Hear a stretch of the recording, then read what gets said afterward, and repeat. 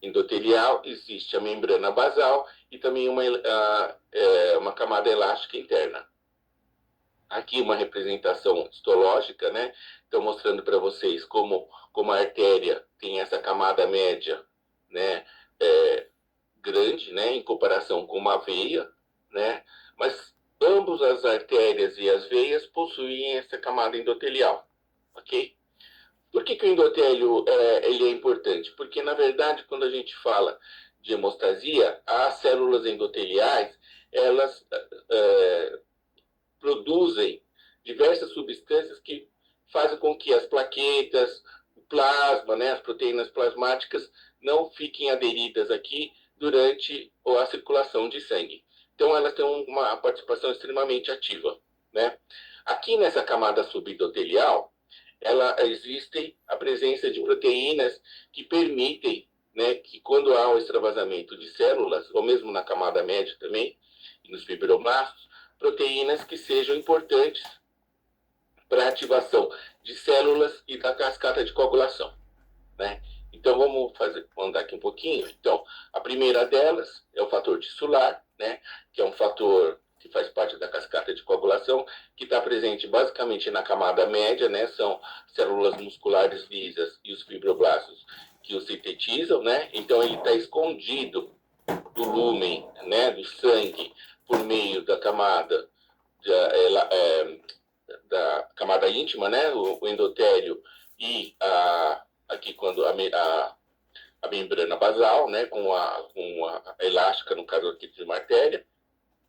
E também, nessa camada de membrana basal, existem os colágenos, né? Especificamente para as plaquetas e para a cascata de coagulação, existem vários ativadores que a gente vai ver ao longo da aula de hoje, que acabam ativando tanto plaquetas como o sistema de coagulação. Então, quando há uma lesão aqui nessa região, se expõem essas regiões e esses mecanismos dão um gatilho para que se inicie o processo hemostático de prevenção de perda de sangue, ok? O endotélio vascular, só falando um pouquinho rapidamente dele, ele estava falando, ele não é uma superfície inerte, ele é uma célula extremamente ativa, né? Não sei se vocês conseguem notar que tem mitocôndrias, faz secreção de substâncias, né? De proteínas e enzimas muito importantes para o controle, né? Do fluxo vascular, né? E também do tônus vascular, né? E está intimamente ligado à trombose, trombólise e adesão plaquetária, tônus vascular e fluxo, né? Então, aqui mostrando só uma análise, uma micrografia de histológica ótica, né? E aqui eletrônica, que para vocês terem ideia do tamanho de uma célula endotelial, aqui comparada com uma hemácia, com eritrócito, ok? Então, esse é o primeiro componente do sistema vascular. Um outro componente que faz parte tanto da coagulação quanto da ativação plaquetária é o fator de von Willebrand, que a gente vai ver na próxima aula com mais detalhes. Por que é esse fator de von Willebrand? Ele foi a doença, né, que a ausência do fator de von Willebrand causa, foi descoberta por esse médico, né? E essa doença recebeu, primeiramente, o nome de doença de von Willebrand, ok? Depois, agora no século, ela foi descrita no século XIX, no século XX, foi descoberta, só no final do século XX foi realmente descoberta por que era essa doença causada, né? Que era a deficiência desse fator de von Willebrand, né? Então, esse fator de von Willebrand é extremamente importante porque ele participa da adesão, né? Faz essa ponte, ok?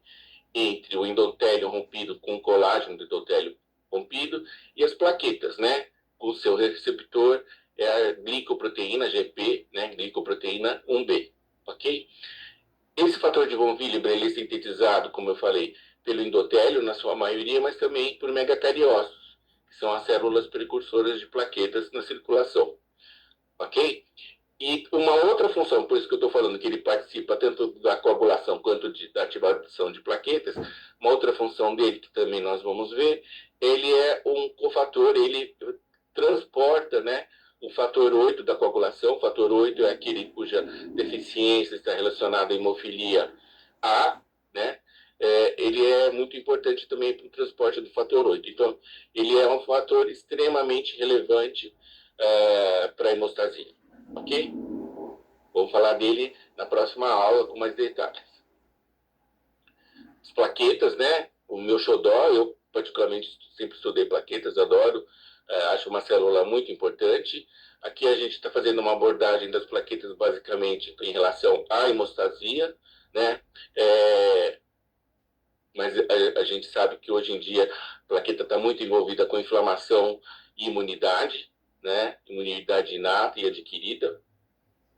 Então, nós vamos falar hoje basicamente das plaquetas na sua atividade hemostática, tá bom? Que é a mais conhecida.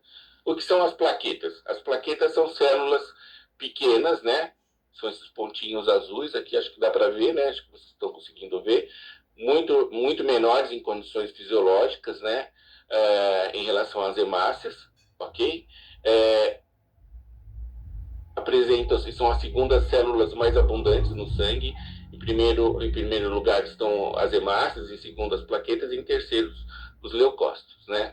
Essas células são derivadas da fragmentação de megacariócitos.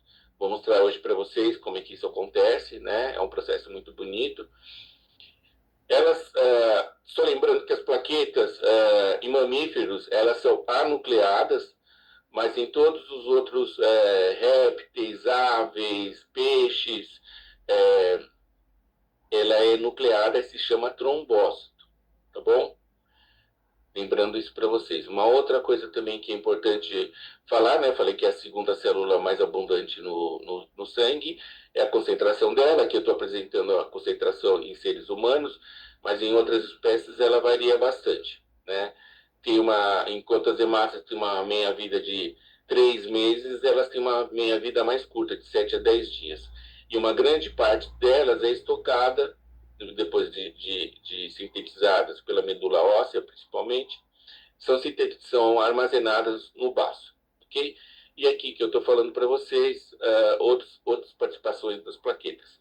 Aqui, então, uma micrografia de microscopia óptica, mostrando as plaquetas, né? Então a gente não tem muito detalhe. Para a gente estudar mesmo plaqueta com estrutura, ver a sua composição, a gente tem que fazer microscopia eletrônica, basicamente dela, onde aí a gente pode ver os seus componentes. A gente vai falar daqui a pouquinho deles.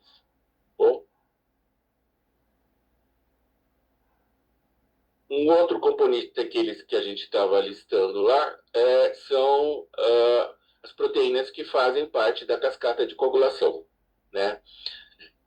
Eu sei que vocês já de antemão sempre ficam assustados quando vem a cascata de coagulação, mas no primeiro contato que eu queria passar para vocês, eu gostaria que vocês entendessem a cascata de coagulação como uma coisa muito simples, tá bom?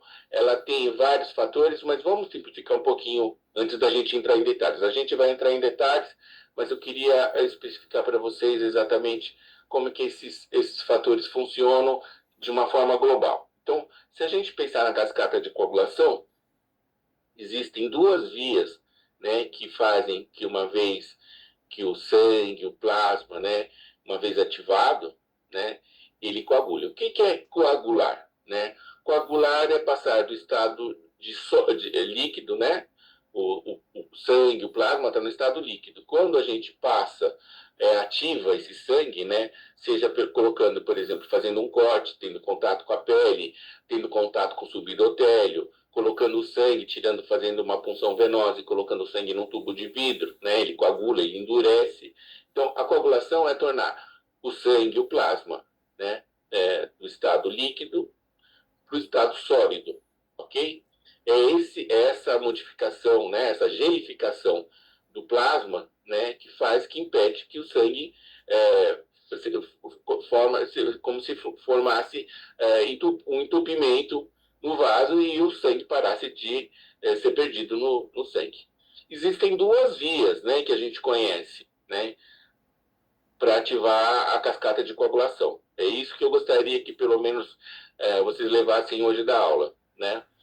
Que existe a via intrínseca e a via extrínseca. O que é a via intrínseca? A via intrínseca, quando se começou a estudar a coagulação desde a antiguidade, né, o que se observou é que quando se tirava o sangue de uma pessoa e colocava em alguma superfície, né, ele coagulava. Então, esse sangue coagulava, na verdade, sem precisar colocar, só tirar o sangue, colocar em algum meio e ele coagulava. Né? Então, essa atividade se chamava intrínseca. Por quê? Porque a capacidade do sangue, do plasma se coagular, dependia dele mesmo. Né? Então, esse motor, né? esse gatilho para iniciar a cascata de coagulação estava próprio nele, era intrínseco ao sangue. Então, foi a via que mais foi estudada no início do estudo da cascata de coagulação. Ao longo da experimentação, né, da observação de pacientes com problemas de coagulação e estudo da coagulação, se notou que existia uma outra via, que era a via extrínseca. Bom, o sangue, quando a gente colocava ele num local que ele não era, por exemplo, numa superfície de vidro, ele coagulava. Mas eu poderia, por exemplo, colocar um extrato de órgão, né, que eles chamavam de tromboplastina, né, de diversos órgãos, pulmão, fígado, enfim, que acelerava esse processo. Né? E eles perceberam, né, os cientistas, no início desses estudos, perceberam que essa via extrínseca, né, quando colocava uma substância, ela acelerava, e viram que tinha algumas atividades diferentes da via intrínseca. Tá bom? Então, essas duas vias, uma vez a gente já vai entender como que é o funcionamento delas, mas uma vez que existe essas duas vias, elas desencadeiam uma via que a gente chama de via comum.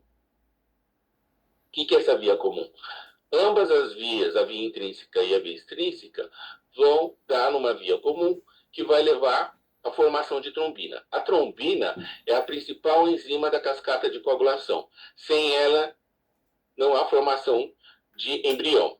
A trombina está intimamente ligada à formação de, como é que se fala, não só da hemostasia, mas ao desenvolvimento já do próprio embrião. Então, animais que são nocautes, né, que no início, quando já a tecnologia de produção de animais nocautes começou a ser desenvolvida, um dos primeiros fatores que foram tentados para se estudar a importância da trombina foram fazer nocautes de protrombina ou de formação de trombina. E se observou, na verdade, que esses animais não passavam dos estágios iniciais de desenvolvimento embrionário. Então, mostrando que ela é uma enzima extremamente importante. Bom, essa enzima é a principal enzima, como eu falei, da cascata de coagulação. E o que ela faz na cascata de coagulação? Ela faz várias coisas. Mas aqui na cascata de coagulação, o que ela faz? Ela transforma uma molécula, outra molécula que é fundamental na cascata de coagulação, que é o fibrinogênio, né? Cliva esse fibrinogênio, a gente vai ver daqui a pouquinho, e transforma em fibrina. Essa molécula é responsável pela formação de redes de fibrina, pela gelificação do plasma ou do sangue do estado líquido para o estado sólido. Então, quando há a formação de rede de fibrina, acontece isso, né? Então, a ativação das duas vias, ou de uma, né, da cascata de coagulação, a ativação dessa via comum, geração de trombina, age no fibrinogênio que está presente no plasma, transforma em fibrina, transformando o estado, fazendo que haja a transformação do estado líquido para o estado gelificado sólido. Ok? Isso é a introdução da cascata de coagulação. Né? A gente vai ver essa figura daqui a pouquinho novamente, mas eu queria só passar isso para vocês terem ideia. Né? Então, o próximo slide que eu gostaria de passar para vocês é já um outro assunto já. Bom, aí é a formação de coágulo, né?